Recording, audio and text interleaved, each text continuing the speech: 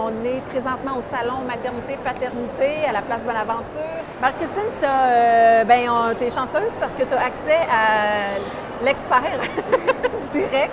As-tu une question? Ben moi, j'ai ma fille que j'ai allaitée, qui se nourrit bien, je pense. Oui. Je me demandais, est-ce qu'elle aurait besoin d'une multivitamine? Ça, c'est la question piège.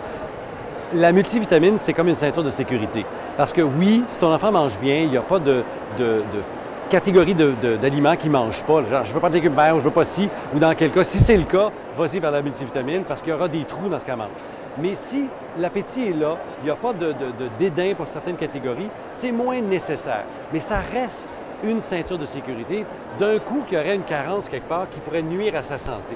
Alors, c'est comme ça que ça marche. C'est vraiment une ceinture de sécurité pour couvrir les carences qui manqueraient. Est-ce que physiquement, on peut s'apercevoir de carences? Tu sais, des fois, moi, je trouve que ma fille, elle a comme des petites cernes ou est-ce que c'est parce qu'elle manque de quelque chose? C'est difficile à dire parce que les vrais signes de carence sont très importants puis on ne les verra pas parce que l'alimentation au Canada, au Québec, est relativement bonne. Donc, les gros signes de carence, tu ne les verras pas. Par exemple, le rachitisme, qui est une carence sévère en vitamine D, il y en a au Québec, mais c'est rarissime. Alors, ce qu'on va voir, c'est des signes subtils, fatigue, manque d'appétit, problème de sommeil, problème de peau. Les cernes, c'est de la fatigue. Donc, peut-être qu'il y a une carence, mais je ne peux pas faire un lien direct entre les deux. Mais c'est un signe comme parent, il y a quelque chose qui ne va pas.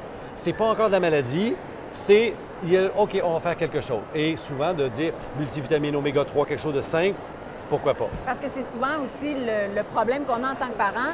C'est pas un problème assez important pour dire je vais consulter parce que j'ai peur que j'ai pas le goût de faire 18 heures à l'urgence parce que j'ai peur que mon enfant il y a une carence. Puis qu'il attrape quelque chose à l'urgence parce qu'il y a plein de maladies autour de lui. C'est ça. T'sais, quand j'avais ma pharmacie, le nombre de fois qu'au téléphone, je n'ai que rassuré les gens. Maman qui a un problème, qui t'appelle en panique, c'est comme tu l'écoutes, oui, regarde, c'est pas grave, fais telle chose. Puis s'il y a quelque chose, tu me rappelleras de même. Si c'est grave, on ira voir le docteur. Ouais. Mais au départ, c'est juste de calmer parce que c'est normal grandir, c'est normal d'avoir des petits bobos. Alors, il faut passer par-dessus, mais quand on peut les prévenir, on va le faire.